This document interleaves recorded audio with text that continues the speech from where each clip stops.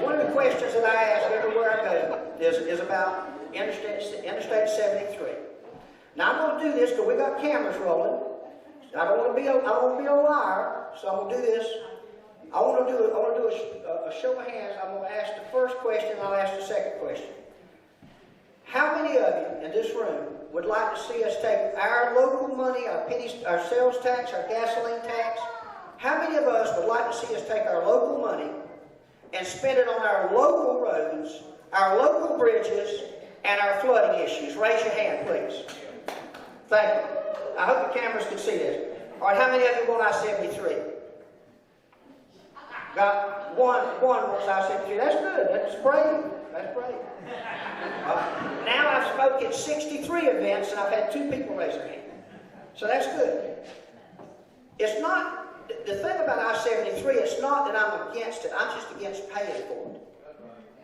If the government, if the federal, I mean, they're giving money away there right now. If they called and said, listen, we're going to do I-73, and on March 27, 2027, you can start driving on it, I say, have at it.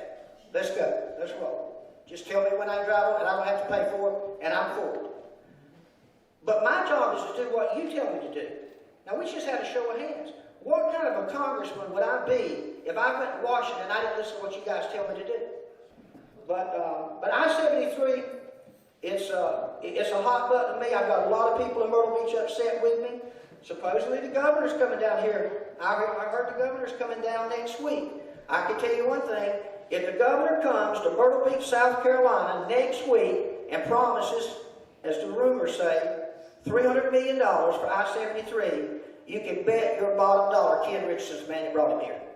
Because I came out against it, and when I came out against it, all of a sudden, the Myrtle Beach Chamber scared to death. That's why they put money behind 2 candidates.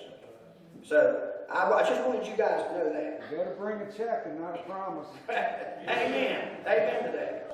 If you can find a farmer in the 7th district that Tom Rice has helped, you got a better chance of finding Sasquatch. You really do. Because you're not going to find him. And if you try to call him, I know this is crazy.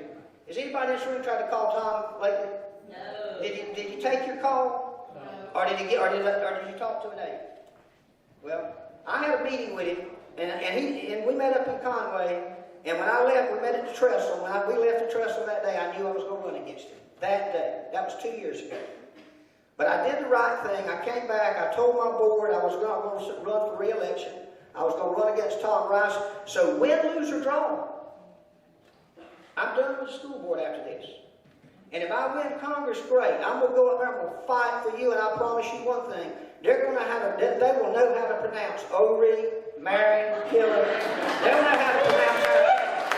Because I'm going to be in their ear so much, they're going to give the squeaky wheel of money, and I'm going to bring it back and give it to you. That's what I'm saying. The last thing I'm going to say to you is this. It's tough times right now. And I know it. I feel it. I watch TV. I don't even watch the news anymore. Because there's a lot of tough things going on, and people are suffering. I mean, you know, it's just uncalled for what happened in Afghanistan. And I mean, just, you can talk about the big picture things, or you can talk about the small things. But the bottom line are people are hurting, and they're suffering, and they want something to feel good about again. That is the honest truth. All I'm asking you guys tonight is this. Let me be your feel-good story for next year. Send me to Washington, and you're going with me. Because it's your chair. It's not Tom Rice's chair. It's not the Myrtle Beach Chamber's chair. Quite frankly, I'm tired of the Myrtle Beach Chamber picking our congressman. I mean, I really am.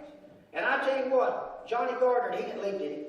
Right here, that man right there proved that you don't have to have the Myrtle Beach Chamber with you.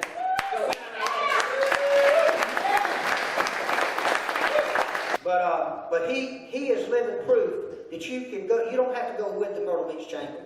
Now listen, if I win, I'm going to represent them. I'm going to do the best I can. And anything that the people tell me they want, if the people started calling me tomorrow and say, I want I-73, I'll jump on the I-73 wagon. But it's got to be 80%. I want 80% of the people to tell me what they want, and I'm going to try to do it. And if I'm making somebody mad because of what I'm saying, I don't mean to hurt your feelings, but I'm sorry, that's just the way I am. I mean, anybody that's on our school board that's been in the back room with me, they know how I can get. And in fact, we've got a cuss jar back there. That, we put a preacher on the board. I didn't know they were going to do that to me. They put a preacher on the board. And first night he came in, he said, "Listen, I'm going to put a cuss jar back here." He said, "Ken, you're going to pay for the Christmas party." So people ask me all the time, why would you want to put yourself through something like that? Why do you want to run for Congress? It's because I love the people. The people have been good to me. And education is what it's all about. That was the platform that I've used. I served on the Coastal Carolinas Board, I've served on the Horry Georgetown Tech's Board, and now I'm the only person in the state of South Carolina that has ever served as chairman of a Board of Education and a board on a college. I'm the only person that's ever done that. But I'm telling you, if you want to change our world today, we better start right now with the children. Hallelujah. But I'm telling you, if you don't care about what the children are being taught, you say what you want about Jimmy Carter, I say it all the time about him. Worst thing he ever did, he started in 1979, he started the Department of Education. Worst mistake we ever made. The decisions for children should be made on the local level. The parents should have some say-so. All the local school boards should have say-so. We shouldn't be driven by Columbia or Washington in what we're deciding in the curriculum. About 3 months ago, maybe 4 months ago, I was in the boat right by myself because I got sidetracked by that media that I got asked about critical race theory. Well, I'm going to tell you, I said it, and I stick by my guns. Critical race theory will never be taught in Horry County as long as I'm a school board chair. And I got a feeling that we're going to get a bill signed in February by the governor that it will never be taught in South Carolina. You'll never get me to agree to teach one child to hate another child based on the color of their skin. So, with that, I'm Ken Richardson. We have information out there that has my phone number on it, and I'm going to tell you something. If you call me, I'll talk with you. This is a quick setting tonight. You don't get a chance, opportunity really to kind of talk to me and find out a lot about me and what my platform is. If you want to call me, my wife's living proof. I talk to everybody. You call me, I'll talk to you. I'll tell you where I stand on the issues. I'm for guns. I'm for babies. But most of the people running are going to tell you that. But they won't tell you about where they stand on education. They won't tell you where they stand on I-73.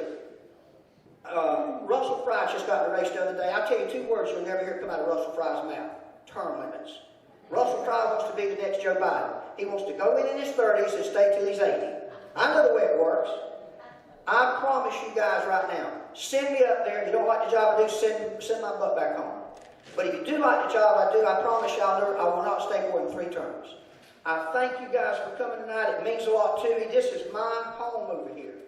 Don't let somebody come into your house and take your seat. I don't intend to do it. And that crowd over at the beach and wherever they might be, they're going to have a fight on their hands because I'm not going away easy. So thank you guys for coming. I appreciate it, and I do hope to be your next congressman. Thank you.